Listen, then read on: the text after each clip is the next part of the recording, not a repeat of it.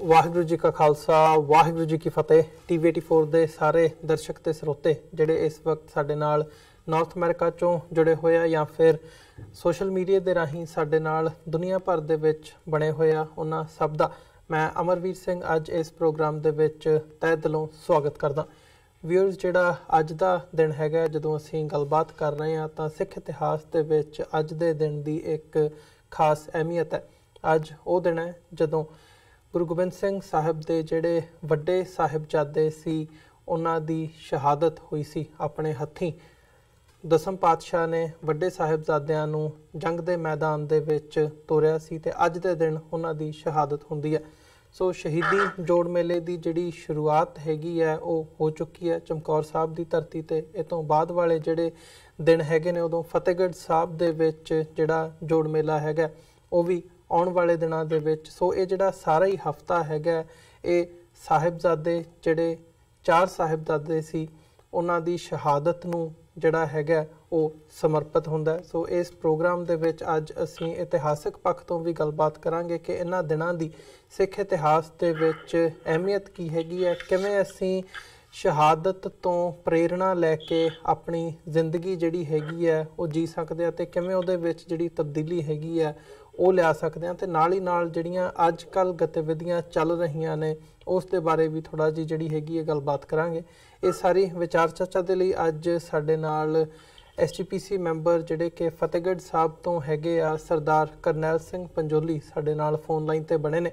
ਆਓ ਉਹਨਾਂ ਨਾਲ ਮਿਲ ਕੇ ਅੱਜ ਦੀ ਵਿਚਾਰ ਚਰਚਾ ਦੀ ਸ਼ੁਰੂਆਤ ਕਰਦੇ ਹਾਂ। ਹਾਂਜੀ ਪੰਜੋਲੀ ਸਾਹਿਬ, ਤੁਹਾਡਾ ਸਵਾਗਤ ਹੈ ਜੀ। ਵਾਹਿਗੁਰੂ ਜੀ ਕਾ ਖਾਲਸਾ ਵਾਹਿਗੁਰੂ ਜੀ ਕੀ ਫਤਿਹ। ਖਾਲਸਾ ਵਾਹਿਗੁਰੂ ਜੀ ਕੀ ਫਤਿਹ ਜੀ। ਤੁਹਾਡਾ ਬਹੁਤ ਬਹੁਤ ਧੰਨਵਾਦ, ਤੁਸੀਂ ਮੌਕਾ ਦਿੱਤਾ ਇਸ ਗੱਲ ਲਈ ਕਿ ਅੱਜ ਚਮਕੌਰ ਦੇ ਸ਼ਹੀਦਾਂ ਦੀ ਗੱਲ ਜਿਹੜੀ ਆ ਉਹ ਦੁਨੀਆ ਭਰ ਦੇ ਸਿੱਖਾਂ ਤੱਕ ਆਪਾਂ ਸਾਰੇ ਰਲ ਕੇ ਪਹੁੰਚਾ ਸਕੀਏ। ਬਿਲਕੁਲ, ਧੰਨਵਾਦ ਪੰਜੋਲੀ ਸਾਹਿਬ। ਸ਼ੁਰੂਆਤ ਕਰੀਏ ਇਤਿਹਾਸਕ ਪੱਖ ਤੋਂ ਹੀ ਸ਼ੁਰੂਆਤ ਕਰੀਏ ਕਿ ਅੱਜ ਦਾ ਜਿਹੜਾ ਦਿਨ ਹੈਗਾ ਸਾਹਿਬਜ਼ਾਦਿਆਂ ਦੀ ਸ਼ਹਾਦਤ ਦਾ, ਵੱਡੇ ਸਾਹਿਬਜ਼ਾਦਿਆਂ ਦੀ, ਤੇ ਜਿਹੜੇ ਚਮਕੌਰ ਦੇ ਸ਼ਹੀਦ ਤੁਸੀਂ ਗੱਲ ਕੀਤੀ ਹੈਗੀ ਹੈ।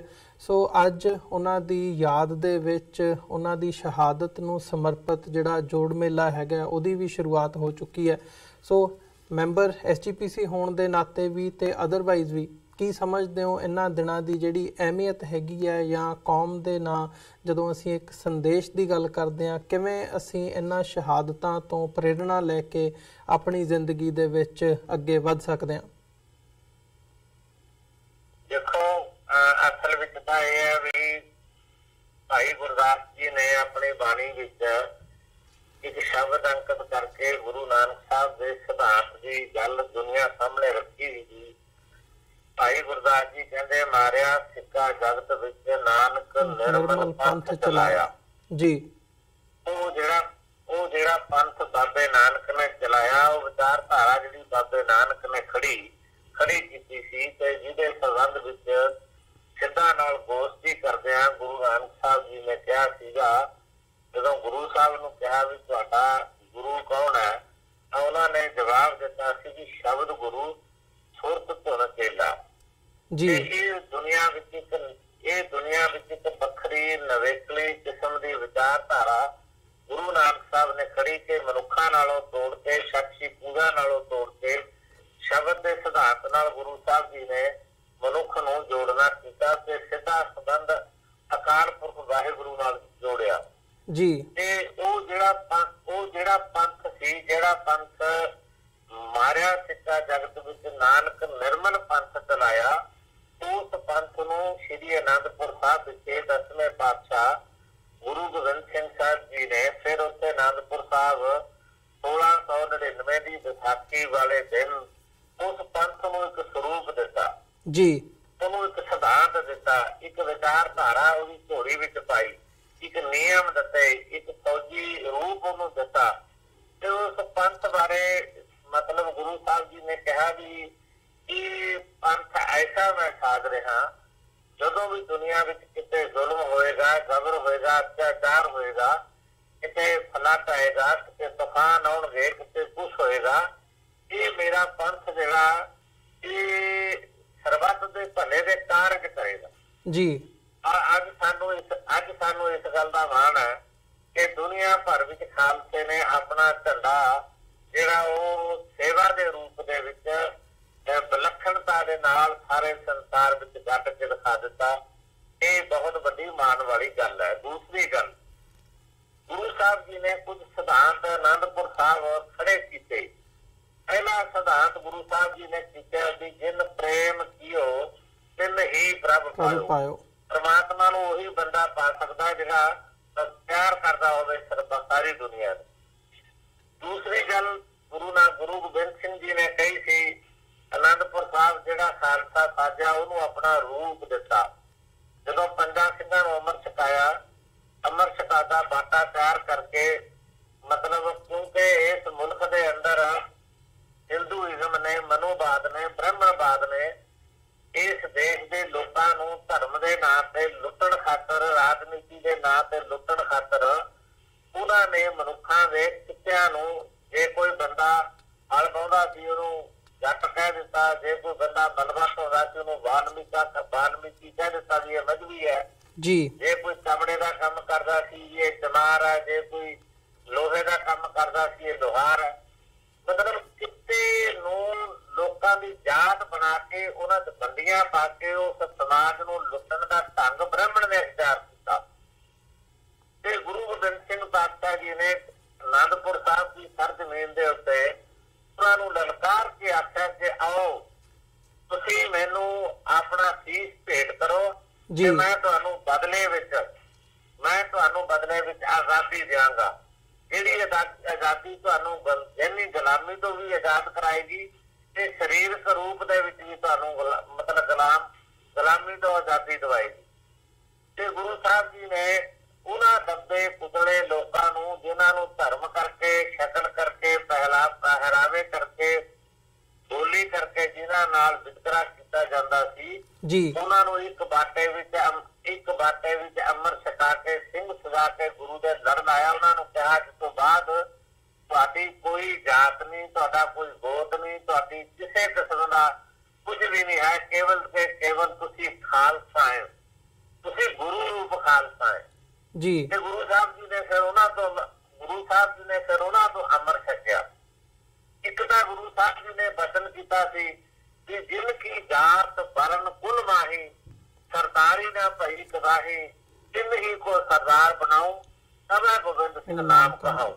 ਇਹ ਵਚਨ ਗੁਰੂ ਨੇ ਆਨੰਦਪੁਰ ਸਾਹਿਬ ਕਹੇ ਜੀ। ਦੂਜਾ ਵਚਨ ਗੁਰੂ ਸਾਹਿਬ ਨੇ ਆਨੰਦਪੁਰ ਸਾਹਿਬ ਕਿਹਾ ਸੀ ਵੀ ਮੈਂ ਇਹ ਜਿਹੜੇ ਪੰਜ ਸਿੰਘ ਨੇ ਇਹ ਸਰੀਰ ਰੂਪ ਦੇ ਵਿੱਚ ਗੁਰੂ ਖਾਲਸਾ ਪੰਥ ਹੈ। ਤੀਜੀ ਗੱਲ ਗੁਰੂ ਸਾਹਿਬ ਨੇ ਆਨੰਦਪੁਰ ਸਾਹਿਬ ਕਹੀ ਸੀ ਵੀ ਜੇ ਕਿਤੇ ਪੰਥ ਦੀ ਹੋਂਦ ਖਤਰੇ ਵਿੱਚ ਪੈ ਜਾਵੇ ਤਾਂ ਮੈਂ ਆਪਣਾ ਸਰਬੰਸ ਵਾਰੂੰਗਾ, ਮੈਨੂੰ ਇਸ ਕਰਕੇ ਅੰਮ੍ਰਿਤ ਦੀ ਦਾਤ ਦਿਓ ਜੀ। ਆਪ ਅੰਮ੍ਰਿਤ ਲਿਆ।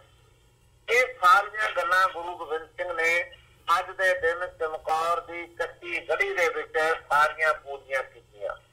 ਪਹਿਲੀ ਗੱਲ, ਜਦੋਂ ਗੁਰੂ ਗੋਬਿੰਦ ਸਿੰਘ ਸਾਹਿਬ ਪਾਤਸ਼ਾਹ ਜੀ ਦੇ ਸਾਥੀ ਪੰਜ ਕਰਕੇ ਚਮਕੌਰ ਦੇ ਜੰਗ ਦੇ ਮੈਦਾਨ ਵਿੱਚ ਸ਼ਹੀਦ ਹੁੰਦੇ ਰਹੇ, ਫਿਰ ਉਹਨਾਂ ਨੇ ਆਪਣੇ ਵੱਡੇ ਪੁੱਤਰ ਅਜੀਤ ਸਿੰਘ ਨੂੰ ਬੁਲਾਇਆ। ਮੈਂ ਪੰਥ ਦੇ ਸਾਹਮਣੇ ਵਚਨ ਕੀਤਾ ਕਿ ਜੇ ਪੰਥ ਦੀ ਹੋਂਦ ਖਤਰੇ ਵਿੱਚ ਪੈ ਗਈ ਮੈਂ ਆਪਣਾ ਸਰਬੰਸ ਵਾਰਾਂਗਾ। ਅੱਜ ਵਕਤ ਆ ਗਿਆ, ਪੰਥ ਦੀ ਹੋਂਦ ਖਤਰੇ ਵਿੱਚ ਹੈ ਤੇ ਮੈਂ ਇੱਥੇ ਆਪਣਾ ਸਰਬੰਸ ਵਾਰਨਾ, ਇਸ ਕਰਕੇ ਪੁੱਤਰ ਜੀ ਸ਼ਹਾਦਤ ਲਈ ਤਿਆਰ ਹੋਵੋ। ਫਿਰ ਛੋਟੇ ਸਾਹਿਬਜ਼ਾਦੇ ਨੂੰ ਬੁਲਾਇਆ। ਦੋਨੇ ਪੁੱਤਰਾਂ ਦੀ ਸ਼ਹਾਦਤ ਪੰਥ ਲਈ ਗੁਰੂ ਗੋਬਿੰਦ ਸਿੰਘ ਪਾਤਸ਼ਾਹ ਜੀ ਨੇ ਚਮਕੌਰ ਦੇ ਮੈਦਾਨ ਵਿੱਚ ਦੋਨੇ ਪੁੱਤਰ ਸ਼ਹੀਦ ਕਰਾ ਕੇ ਸਾਡੇ ਵਰਗੇ ਧਾਰਮਿਕ, ਰਾਜਨੀਤਿਕ, ਸਮਾਜਿਕ ਖੇਤਰ ਵਿੱਚ ਲੋਕਾਂ ਦੀ ਅਗਵਾਈ ਕਰਨ ਵਾਲਿਆਂ ਨੂੰ ਸੁਨੇਹਾ ਦਿੱਤਾ ਕਿ ਜੇ ਇਹਨਾਂ ਲੋਕਾਂ ਉੱਤੇ ਲੀਡਰੀ ਕਰਨੀ ਚਾਹੁੰਦੇ ਹੋ, ਜੇ ਇਹਨਾਂ ਲੋਕਾਂ ਦੀ ਅਗਵਾਈ ਕਰਨੀ ਚਾਹੁੰਦੇ ਹੋ ਤਾਂ ਇਹਨਾਂ ਲੋਕਾਂ ਲਈ ਆਪਣੇ ਪੁੱਤਰ, ਆਪਣੇ ਪਰਿਵਾਰ ਮਾਰਨੇ ਵਿੱਚ। ਇਹ ਅੱਜ ਦੀ ਅਕਾਲੀ ਲੀਡਰਸ਼ਿਪ ਜਿਹੜੀ ਹੈ, ਅੱਜ ਦੀ ਅਕਾਲੀ ਲੀਡਰਸ਼ਿਪ, ਅੱਜ ਦੀ ਪੰਥਕ ਲੀਡਰਸ਼ਿਪ, ਅੱਜ ਦੀ ਪੰਥ ਦੇ ਧਰਮ ਦੇ ਖੇਤਰ ਵਾਲੀ ਲੀਡਰਸ਼ਿਪ, ਉਹਨਾਂ ਲਈ ਸੁਨੇਹਾ ਇਹ ਕਿ ਪੰਥ ਦੀ ਹੋਂਦ ਅੱਜ ਖਤਰੇ ਵਿੱਚ ਹੈ। ਇਸ ਹੋਂਦ ਨੂੰ ਬਚਾਉਣ ਲਈ ਆਪਣੇ ਪੁੱਤਰਾਂ ਨੂੰ ਰਾਜਗੱਦੀਆਂ ਵੱਲ ਲਿਜਾ ਕੇ, ਪੰਥ ਨੂੰ ਮਾਰ ਕੇ ਰਾਜਗੱਦੀਆਂ ਵੱਲ ਆਪਣੇ ਪੁੱਤਰਾਂ ਨੂੰ ਨਾ ਲੈ ਕੇ ਜਾਓ, ਬਲਕਿ ਪੰਥ ਨੂੰ ਬਚਾਉਣ ਲਈ ਆਪਣੇ ਪੁੱਤਰਾਂ ਦੀ ਸ਼ਹਾਦਤ ਦੇ ਕੇ ਪੰਥ ਦੀ ਚੜ੍ਹਦੀ ਕਲਾ ਕਰੋ। ਇਹ ਸੁਨੇਹਾ ਆਨੰਦ ਚਮਕੌਰ ਦੀ ਗੜੀ 'ਚ ਗੁਰੂ ਸਾਹਿਬ ਨੇ ਸਾਡੇ ਵਰਗੇ ਲੋਕਾਂ ਲਈ ਦਿੱਤਾ ਸੀ। ਤੇ ਇਹ ਸੁਨੇਹਾ ਸੁਣਨਾ ਚਾਹੀਦਾ ਅੱਜ ਦੀ ਅਕਾਲੀ ਦਲ ਦੀ ਤੇ ਪੰਥ ਦੀ ਧਰਮ ਦੀ ਲੀਡਰਸ਼ਿਪ ਨੂੰ ਜੀ। ਦੂਜੀ ਗੱਲ, ਗੁਰੂ ਗੋਬਿੰਦ ਸਿੰਘ ਸਾਹਿਬ ਪਾਤਸ਼ਾਹ ਜੀ ਨੇ ਜਦੋਂ ਰਾਤ ਨੂੰ ਇਹ ਫੈਸਲਾ ਸੁਣਾਇਆ ਕਿ ਮੈਂ ਕੱਲ ਜੰਗ ਦੇ ਮੈਦਾਨ ਵਿੱਚ ਜਾਣਾ, ਤਾਂ ਭਾਈ ਦਇਆ ਸਿੰਘ ਨੇ ਕਿਹਾ ਸੀ ਵੀ ਪਾਤਸ਼ਾਹ ਇਹ ਫੈਸਲਾ ਪੰਥ ਕਰੇਗਾ ਹੁਣ ਕਿ ਤੁਸੀਂ ਜੰਗ ਵਿੱਚ ਜਾਣਾ ਕਿ ਨਹੀਂ ਜਾਣਾ। ਗੁਰੂ ਸਾਹਿਬ ਜੀ ਨੂੰ ਸਿੰਘਾਂ ਨੇ ਕਿਹਾ ਤੁਸੀਂ ਚਲੇ ਜਾਓ, ਪਰ ਸਾਡੀ ਅਗਵਾਈ ਕੌਣ ਕਰੇਗਾ। ਗੁਰੂ ਸਾਹਿਬ ਨੇ ਕਿਹਾ ਵੀ ਸਰੀਰ ਰੂਪ ਦੇ ਵਿੱਚ ਪੰਜ ਸਿੰਘ ਗੁਰੂ ਖਾਲਸਾ ਪੰਥ ਦੀ ਅਗਵਾਈ ਕਰਨਗੇ। ਇਸੇ ਕਰਕੇ ਅਸੀਂ ਪੰਜ ਦੇ ਰੁਤਬੇ ਨੂੰ, ਪੰਜ ਸਿੰਘ ਸਾਹਿਬਾਨਾਂ ਦੇ ਰੁਤਬੇ ਨੂੰ ਅਸੀਂ ਛੋਟਾ ਕਰ ਦਿੱਤਾ, ਜਿਹੜਾ ਬਹੁਤ ਵੱਡਾ ਰੁਤਬਾ। ਗੁਰੂ ਗੋਬਿੰਦ ਸਿੰਘ ਪਾਤਸ਼ਾਹ ਉਹਨਾਂ ਦੇ ਸਾਹਮਣੇ ਪੇਸ਼ ਹੋਏ, ਪੇਸ਼ ਹੋ ਕੇ ਕਿਹਾ ਗੁਰੂ ਖਾਲਸਾ ਪੰਥ ਮੈਨੂੰ ਦੱਸੇ ਮੈਨੂੰ ਕੀ ਹੁਕਮ ਹੈ। ਤੇ ਗੁਰੂ ਸਾਹਿਬ ਜੀ ਨੂੰ ਉਹਨਾਂ ਨੇ ਕਿਹਾ ਸੀ ਕਿ ਆਏ ਗੋਬਿੰਦ ਸਿੰਘ, ਤੁਹਾਨੂੰ ਗੁਰੂ ਖਾਲਸਾ ਪੰਥ ਹੁਕਮ ਦਿੰਦਾ ਕਿ ਤੁਸੀਂ ਆਨੰਦਪੁਰ ਸਾਹਿਬ ਤੋਂ ਜਿਹੜਾ ਧਰਮ ਯੁੱਧ ਮੋਰਚਾ ਆਰੰਭ ਕੀਤਾ ਹੋਇਆ ਉਹਨੂੰ ਅੱਗੇ ਤੋਰਨਾ, ਪਿੱਛੇ ਖਿੰਡੇ ਪੁੰਡੇ ਪੰਥ ਨੂੰ ਇਕੱਠਾ ਕਰਨਾ। ਇਹ ਤੁਹਾਡੀ ਡਿਊਟੀ ਹੈ, ਇਹ ਵੀ ਅਖੀਰਲੀ ਜੰਗ ਤੱਕ ਤੁਸੀਂ ਜੰਗ ਲੜਨੀ ਜੀ। ਜੋ ਤੁਹਾਨੂੰ ਪੰਥ ਹੁਕਮ ਦਿੰਦਾ ਤੁਸੀਂ ਚਮਕੌਰ ਛੱਡ ਕੇ ਚਲੇ ਜਾਓ। ਗੁਰੂ ਸਾਹਿਬ ਜੀ ਨੇ ਕਿਹਾ ਵੀ ਮੈਂ ਇਸ ਤਰ੍ਹਾਂ ਬੁਜ਼ਲਾ ਤੇ ਕਹਿਰਾਂ ਵਾਂਗੂ ਨਹੀਂ ਜਾਣਾ ਚਾਹੁੰਦਾ। ਤੇ ਸਿੰਘਾਂ ਨੇ ਕਿਹਾ ਵੀ ਤੁਸੀਂ ਤਾੜੀ ਵਜਾ ਕੇ ਜਾਓ, ਤੁਸੀਂ ਜਕਾਰਾ ਵਜਾ ਕੇ ਜਾਓ, ਪਰ ਇੱਕ ਗੱਲ ਦਾ ਧਿਆਨ ਰੱਖੋ, ਤੁਹਾਡਾ ਸਰੀਰ ਪੰਥ ਦੀ ਅਮਾਨਤ ਹੈ, ਇਹਨੂੰ ਝਰੀਟ ਨਹੀਂ ਆਉਣੀ ਚਾਹੀਦੀ। ਜਿਵੇਂ ਤੁਸੀਂ ਜਾਣਾ ਚਾਹੁੰਦੇ ਹੋ ਚਲੇ ਜਾਓ ਜੀ। ਤੇ ਜਦੋਂ ਚਮਕੌਰ ਦੀ ਗਲੀ ਚੋਂ ਨਿਕਲਣ ਲੱਗੇ ਤੇ ਭਾਈ ਸੰਗਤ ਸਿੰਘ ਨੂੰ ਕੋਲ ਬਣਾ ਕੇ ਆਪਣੀ ਕਲਗੀ ਸਮੇਤ ਦਸਤਾਰਾ ਉਹਦੇ ਸਿਰ ਤੇ ਟਕਾਇਆ, ਟੋਟੇ ਪਟਕੇ ਤੋਂ ਬਿਨਾਂ, ਕੇਸਕੀ ਤੋਂ ਬਿਨਾਂ, ਬਾਕੀ ਦਸਤਾਰਾ ਉਹਦੇ ਸਿਰ ਤੇ ਟਕਾ ਕੇ ਕਿਹਾ ਭਾਈ ਸੰਗਤ ਸਿੰਘ ਨੇ ਬਦਲ ਕੀਤਾ ਸੀ ਅਨੰਦਪੁਰ ਸਾਹਿਬ ਕਿ ਜਿਲ ਕੀ ਜਾਤ ਵਰਨ ਕੁਲ ਮਾਹੀ, ਸਰਦਾਰੀ ਨਾ ਭਾਈ ਕਦਾਹੀ, ਇਨਹੀ ਕੋ ਸਰਦਾਰ ਬਣਾਉ ਤਬੈ ਗੋਬਿੰਦ ਸਿੰਘ ਨਾਮ ਕਹਾਉ। ਇਹ ਮੇਰੀ ਦਸਤਾਰ ਤੇ ਮੇਰੀ ਕਲਗੀ ਅੱਜ ਪਾਤਸ਼ਾਹੀ ਦਾ ਪ੍ਰਤੀਕ ਹੈ। ਜਿਹੜੇ ਸਮਾਜ ਨੇ ਤੈਨੂੰ ਨਾਈ ਚੀਂਬਾ ਝੂਰ ਕਹਿ ਕੇ ਸਰਕਾਰਿਆ ਲਲਕਾਰਿਆ, ਮੈਂ ਉਹਨਾਂ ਨੂੰ ਲਲਕਾਰ ਕੇ ਕਹਿਣਾ ਪਾਤਸ਼ਾਹੀ ਮੈਂ ਉਹਨਾਂ ਗਰੀਬਾਂ ਦੇ ਸਿਰ ਤੇ ਟਕਾ ਕੇ ਦਿੰਦਾ। ਤੇ ਇਹ ਸਰਦਾਰੀ ਉਹਨਾਂ ਨੂੰ ਬਖਸ਼ਿਸ਼ ਕੀਤੀ ਹੈ। ਬਚਨ ਆਨੰਦਪੁਰ ਕੀਤਾ, ਚਮਕੌਰ ਦੀ ਗੜੀ ਚ ਪੂਰਾ ਕੀਤਾ ਗੁਰੂ ਕਲਗੀ ਸਾਹਿਬ ਜੀ। ਫਿਰ ਜਦੋਂ ਚਮਕੌਰ ਛੱਡਣ ਲੱਗੇ, ਜੁੱਤੀ ਲਾਈ, ਜੋੜਾ ਲਾ ਕੇ ਜਦੋਂ ਤੁਰਨ ਲੱਗੇ, ਭਾਈ ਦਇਆ ਸਿੰਘ ਨੇ ਕਿਹਾ ਵੀ ਪਾਤਸ਼ਾਹ ਜੋੜਾ ਲਾਉਣ ਦੀ ਕੋਈ ਸ਼ਰਤ ਨਹੀਂ। ਤੇ ਗੁਰੂ ਸਾਹਿਬ ਨੇ ਕਿਹਾ ਵੀ ਜੋੜਾ ਤਾਂ ਮੈਂ ਇਸ ਕਰਕੇ ਲਾ ਰਿਹਾ ਕਿ ਜੰਗ ਦੇ ਮੈਦਾਨ ਵਿੱਚ ਕੱਲ ਲੜਦਿਆਂ ਭਿੜਦਿਆਂ ਮੇਰੇ ਸਿੰਘਾਂ ਦੇ ਦਸਤਾਰੇ ਖੁੱਲ ਗਏ, ਇਹਨਾਂ ਦੇ ਕੇਸ ਵੀ ਖੁੱਲ ਗਏ ਹੋਣੇ, ਰਾਤ ਦੇ ਹਨੇਰੇ 'ਚ ਮੈਂ ਜਾਵਾਂਗਾ ਤੇ ਮੈਂ ਨਹੀਂ ਚਾਹੁੰਦਾ ਮੇਰੇ ਕੇਸਾਂ, ਮੇਰੀ ਜੁੱਤੀ ਨਾਲ ਕਿਸੇ ਗੁਰੂ ਕੇ ਸਿੱਖ ਦੇ ਕੇਸਾਂ ਦੀ ਬੇਅਦਬੀ ਹੋ ਜਾਵੇ। ਇਸ ਕਰਕੇ ਜੋੜਾ ਲਾਇਆ। ਇਹ ਸੁਨੇਹਾ ਸਾਡੀ ਕੌਮ ਦੀ ਆਉਣ ਵਾਲੀ ਪੀੜ੍ਹੀ ਲਈ ਹੈ, ਜਿਹੜੇ ਨਾਈ ਦੀ ਦੁਕਾਨ ਤੇ ਜਾ ਕੇ ਆਪਣੇ ਕੇਸਾਂ ਦੀ ਬੇਅਦਬੀ ਕਰਦੇ ਨੇ, ਕਿ ਗੁਰੂ ਗੋਬਿੰਦ ਸਿੰਘ ਪਾਤਸ਼ਾਹ ਨੇ ਕਿੰਨਾ ਵੱਡਾ ਸਤਿਕਾਰ ਸਾਡੇ ਇਸ ਕੇਸਾਂ ਨੂੰ ਦਿੱਤਾ, ਇਹ ਬਖਸ਼ਿਸ਼ ਕੀਤੀ ਹੈ। ਚਮਕੌਰ ਦੀ ਜੰਗ ਦੀ ਸ਼ਹਾਦਤ ਜਿਹੜੀ ਹੈ ਉਹ ਦੁਨੀਆ ਵਿੱਚ ਇਸ ਕਰਕੇ ਵੀ ਚਿੰਨ੍ਹ ਨਿਕਲੀ ਹੈ ਕਿ ਜੰਗਾਂ ਗਿਣਤੀਆਂ ਮਿਣਤੀਆਂ ਨਾਲ ਨਹੀਂ ਲੜੀਆਂ ਜਾ ਸਕਦੀਆਂ ਜੀ। ਜੰਗਾਂ ਸਿਧਾਂਤ ਨਾਲ ਲੜੀਆਂ ਜਾਂਦੀਆਂ ਨੇ, ਕਿਸੇ ਮੰਜ਼ਿਲ ਤੇ ਲੜੀਆਂ ਜਾਂਦੀਆਂ ਨੇ, ਉਹਦੇ ਚ ਇੱਕ ਨਿਸ਼ਾਨਾ ਜਿਹੜਾ ਸਰਬੱਤ ਦੇ ਭਲੇ ਦਾ ਹੋਵੇ।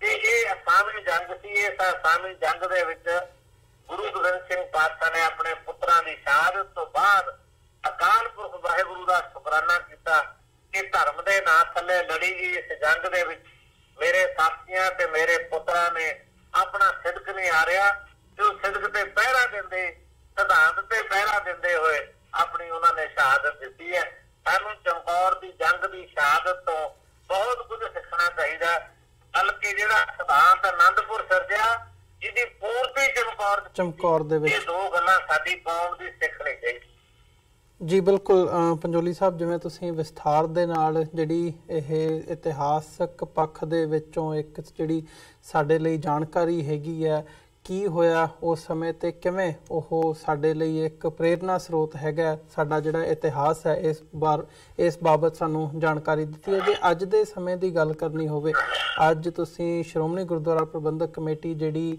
ਸਿੱਖਾਂ ਦੀ ਇੱਕ ਨੁਮਾਇੰਦਾ ਜਮਾਤ ਹੈਗੀ ਹੈ, ਉਹਦੀ ਤੁਸੀਂ ਇੱਕ ਫਤਿਹਗੜ੍ਹ ਸਾਹਿਬ ਤੋਂ ਪ੍ਰਤੀਨਿਧਤਾ ਵੀ ਕਰਦੇ ਹੈਗੇ ਹੋ ਸਿੱਖ ਸੰਗਤ ਦੀ।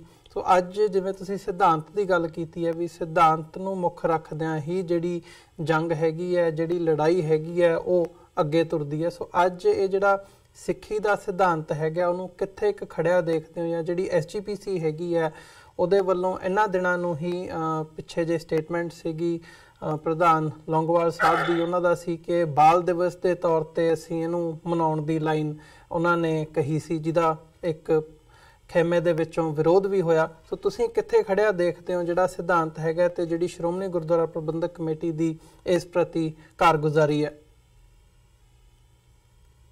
ਦੇਖੋ, ਪਹਿਲੀ ਗੱਲ ਤਾਂ ਵੀ ਭਾਈ ਗੋਬਿੰਦ ਸਿੰਘ ਲੌਂਗੋਵਾਲ ਸ਼੍ਰੋਮਣੀ ਗੁਰਦੁਆਰਾ ਪ੍ਰਬੰਧਕ ਕਮੇਟੀ ਦੇ ਪ੍ਰਧਾਨ ਨੇ।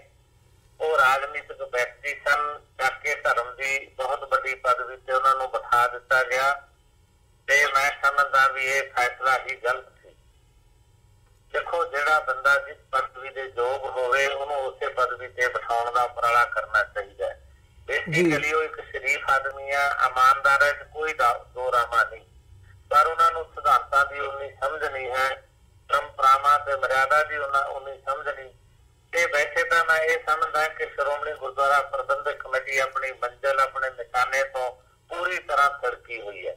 ਸ਼੍ਰੋਮਣੀ ਕਮੇਟੀ ਤਾਂ ਹੁਣ ਆਟੇ ਦਾਲ ਦਾ ਭਾਅ ਜਿਹੜਾ ਉਹਦੇ ਬਿੱਲ ਪਾਸ ਕਰਨ ਜੋਗੀ ਰਹਿ ਗਈ। ਇਸ ਤੋਂ ਬਿਨਾਂ ਹੋਰ ਸ਼੍ਰੋਮਣੀ ਕਮੇਟੀ ਕੁਛ ਨਹੀਂ ਕਰਦੀ। ਤੇ ਦੂਸਰੀ ਗੱਲ ਜਿਹੜੀ ਮੈਂ ਕਹਿਣੀ ਚਾਹੁੰਦਾ, ਇਹ ਬੜੇ ਵੱਡੇ ਚੈਲੰਜ ਨੇ ਸਿੱਖ ਪੰਥ ਦੇ ਸਾਹਮਣੇ, ਸ਼੍ਰੋਮਣੀ ਗੁਰਦੁਆਰਾ ਪ੍ਰਬੰਧਕ ਕਮੇਟੀ ਦੇ ਸਾਹਮਣੇ। ਸਾਨੂੰ ਸਮਝਣ ਦਾ ਯਤਨ ਕਰਨਾ ਚਾਹੀਦਾ। ਇਸ ਸ਼ਹੀਦੀ ਜੋੜ ਮੇਲ ਸੰਬੰਧੀ ਮੈਂ ਥੋੜਾ ਜਿਹਾ ਪਿਛੋਕੜਾ ਤੁਹਾਨੂੰ ਦੱਸਣਾ ਚਾਹੁੰਦਾ ਫਤਿਹਗੜ੍ਹ ਸਾਹਿਬ ਦਾ। ਇਹ ਕਦੇ ਧਰਤੀ ਦੇ ਉੱਤੇ ਜਦੋਂ ਸਾਹਿਬਜ਼ਾਦਿਆਂ ਦੀ ਸ਼ਹਾਦਤ ਹੋਈ ਹੈ ਤਾਂ ਇੱਥੇ ਲੋਕ ਦੁਨੀਆ ਭਰ ਵਿੱਚੋਂ ਮਕਾਨ ਦੇ ਰੂਪ ਦੇ ਵਿੱਚ ਆਉਂਦੇ ਸੀ। ਲੋਕ ਅੱਖਰ ਵਿਛਾ ਕੇ ਇੱਥੇ ਕੀਰਨੇ ਪਾਉਂਦੇ ਸੀ, ਰੋਂਦੇ ਸੀ ਆ ਕੇ। ਫਿਰ ਇੱਥੋਂ ਇੱਟਾਂ ਚੁੱਕ ਕੇ ਲੈ ਕੇ ਜਾਂਦੇ, ਕਿਉਂਕਿ ਗੁਰੂ ਸਾਹਿਬ ਨੇ ਇਹਨੂੰ ਗੁਰੂ ਮਾਰੀ ਸਰਹੱਦ ਕਿਹਾ ਤੇ ਇੱਥੋਂ ਤੱਕ ਕੇ ਇੱਟਾਂ ਜਿਹੜੀਆਂ ਸੀ ਲੋਕ ਆਪਣਾ ਲੈ ਜਾਂਦੇ ਸੀ। ਇਸ ਕਰਕੇ ਇਹ ਸਾਰੀ ਸਰਹੰਦ ਉਜੜ ਗਈ। ਬਹੁਤ ਵੱਡਾ ਸ਼ਹਿਰ ਸੀ ਜਿਹੜਾ ਇਹ, ਵਪਾਰਕ ਸ਼ਹਿਰ ਵੀ ਸੀ, ਹਿਸਟੋਰੀਕਲ ਪੱਖੋਂ ਵੀ ਬਹੁਤ ਵੱਡਾ ਸੀਗਾ ਤੇ ਮੁਗਲਾਂ ਦਾ ਇਹ ਇੱਕ ਦਿੱਲੀ ਤੇ ਲਾਹੌਰ ਤੋਂ ਬਾਅਦ ਦੂਜਾ ਵੱਡਾ ਟਿਕਾਣਾ ਸੀ। ਹਰ ਤੀਜਾ ਇਸ ਕਰਕੇ ਇਹ ਸਾਰਾ ਖਾਲਸੇ ਨੇ ਗੁੱਸੇ ਅਤੇ ਰੋਹ ਵਿੱਚ ਆ ਕੇ ਇਹ ਮਤਲਬ ਤਬਾਹ ਕਰ ਦਿੱਤਾ। ਫਿਰ ਹੌਲੀ ਹੌਲੀ ਸਮਾਂ ਹੋਇਆ, ਬਦਲਿਆ, ਇੱਥੇ ਮੇਲਾ ਭਰਨ ਲੱਗ ਗਿਆ। ਮਕਾਨੇ ਦੇ ਰੂਪ ਨੇ ਮੇਲਾ ਲੈ ਲਿਆ। ਉਹ ਮੇਲੇ ਦੇ ਵਿੱਚ ਕੀ ਹੋਇਆ, ਮੀਟ ਮੱਛੀ ਵੀ ਇੱਥੇ ਵਰਤਦੀ ਰਹੀ। ਫਿਰ ਐਸਾ ਸਮਾਂ ਆ ਗਿਆ ਇੱਥੇ ਸਰਕਸਾਂ ਲੱਗਣ ਲੱਗ ਗਈਆਂ। ਫਿਰ ਐਸਾ ਸਮਾਂ ਆਇਆ, ਇੱਕ ਵਾਰੀ ਇੱਥੇ ਇੱਕ ਆਹਲੂਵਾਲੀਆ ਸਾਹਿਬ DC ਆਏ, ਉਹਨਾਂ ਨੇ ਟੌਹੜਾ ਸਾਹਿਬ ਨੂੰ ਕਿਹਾ ਇਸ ਮੇਲੇ ਦੀ ਧਾਰਮਿਕਤਾ ਤੇ ਪੰਥਕ ਸਰੂਪ ਜਿਹੜਾ ਉਹ ਸਾਨੂੰ ਬਹਾਲ ਕਰਨਾ ਚਾਹੀਦਾ। ਉਹ ਫੈਸਲਾ ਕਰ ਲਿਆ ਗਿਆ। ਉਹਨਾਂ ਨੇ ਯਤਨ ਕੀਤਾ, ਨਤੀਜਾ ਨਿਕਲਿਆ ਕਿ ਹੁਣ ਇੱਥੇ ਸਰਕਸਾਂ ਹੋਰ ਸਾਰਾ ਕੁਛ ਤਾਂ ਬੰਦ ਕਰ ਦਿੱਤਾ ਗਿਆ। ਪਰ ਹੁਣ ਇਸ ਤੋਂ ਅੱਗੇ ਇੱਕ ਗੱਲ ਹੋਰ ਤੁਰ ਪਈ ਵੀ ਜੀ ਇੱਥੇ ਰਾਸ਼ਟਰੀ ਕਾਨਫਰੰਸਾਂ ਨਹੀਂ ਕਰਨੀਆਂ ਚਾਹੀਦੀਆਂ। ਮੈਂ ਪਿਛਲੀ ਵਾਰ ਵੀ ਕਿਹਾ ਸੀ ਵੀ ਯਾਰ ਪੰਥਕ ਰਾਜਨੀਤੀ ਨਹੀਂ ਛੱਡਣੀ ਚਾਹੀਦੀ। ਮੀਰ ਤੇ ਪੀਰੀ ਦੇ ਸਿਧਾਂਤ ਦੀ ਰਾਜਨੀਤੀ ਜੇ ਤੁਸੀਂ ਛੱਡੋਗੇ ਤਾਂ ਤੁਸੀਂ ਇਹ ਰਾਜਨੀਤੀ ਹੁਣ ਗੁੱਗੇ ਮਾਰੀ ਦੇ ਮੇਲੇ ਤੇ ਕਰੋਗੇ। ਇਹ ਸਾਹਿਬਜ਼ਾਦਿਆਂ ਦੇ ਜਿੱਥੇ ਬਾਬਾ ਬੰਦਾ ਸਿੰਘ ਬਹਾਦਰ ਨੇ ਖਾਲਸਾ ਰਾਜ ਦਾ ਝੰਡਾ ਚਲਾਇਆ, ਜਿਹੜਾ ਦੁੱਖਾਂ ਲੱਦੇ ਸਮਾਜ ਦਾ ਸੁਪਨਾ ਗੁਰੂ ਗੋਬਿੰਦ ਸਿੰਘ ਪਾਤਸ਼ਾਹ ਨੇ ਲਿਆ, ਇਸ ਸੁਪਨੇ ਨੂੰ ਪੂਰਾ ਕਰਨ ਲਈ ਉਹਨਾਂ ਨੇ ਆਪਣੀ ਮਾਤਾ ਦੀ ਸ਼ਹਾਦਤ ਦਿੱਤੀ, ਆਪਣੇ ਪਿਤਾ ਦੀ ਦਿੱਤੀ, 4 ਪੁੱਤਰਾਂ ਦੀ ਦਿੱਤੀ, ਮਾਮੇ ਦੇ ਪੁੱਤ ਭਰਾਵਾਂ ਦੀ ਦਿੱਤੀ, 5 ਪਿਆਰਿਆਂ ਦੀ ਦਿੱਤੀ। ਤੇ ਬੰਦਾ ਸਿੰਘ ਬਹਾਦਰ ਨੇ ਕਿੱਡੀ ਲੰਮੀ ਜੰਗ ਲੜੀ, ਫਿਰ ਖਾਲਸੇ ਨੇ ਕਿੱਡੀ ਜੰਗ ਲੜੀ। ਤੇ ਉਹ ਰਾਜ ਜਿਹੜਾ ਤੁਸੀਂ ਮਤਲਬ ਬੇਗਮਪੁਰਾ ਸ਼ਹਿਰ ਦਾ ਨਾਮ ਵਾਲੇ ਰਾਜ ਦੀ ਜਿਹੜੀ ਗੱਲ ਕਰਦੇ ਹੋ, ਕਿ ਫਿਰ ਉਹ ਰਾਜ ਦੀ ਗੱਲ ਜੇ ਤੁਸੀਂ ਨਹੀਂ ਕਰਨੀ, ਰਾਜਨੀਤੀ ਦੀ ਗੱਲ ਨਹੀਂ ਕਰਨੀ, ਤੇ ਫਿਰ ਮੈਂ ਸਮਝਦਾ ਵੀ ਹੋਰ ਗੁੱਗੇ ਮਾਰੀ ਦੇ ਮੇਲੇ ਤੇ ਕਰਨੀ ਚਾਹੁੰਦੇ ਹੋ। ਇਹ ਪਿਛਲੇ ਸਮੇਂ ਰੌਲਾ ਪਾ ਕੇ ਬੰਦ ਕਰ ਦਿੱਤੀ ਗਈ। ਇਹ ਠੀਕ ਹੈ, ਇੱਥੇ ਇਹ ਰਾਜਨੀਤੀ ਨਹੀਂ ਹੋਣੀ ਚਾਹੀਦੀ। ਆਟੇ ਦਾਲ ਮੱਕੀ ਸਰੋਂ ਦਾ ਭਾਅ ਕੀ ਹੋਣਾ ਚਾਹੀਦਾ। ਰਾਜਨੀਤੀ ਉਹ ਕਰਨੀ ਚਾਹੀਦੀ ਹੈ ਜਿਹੜੀ ਮੀਰੀ ਤੇ ਪੀਰੀ ਦੇ ਸਿਧਾਂਤ ਦੀ ਪੋਲਿਟਿਕਸ ਹੈ।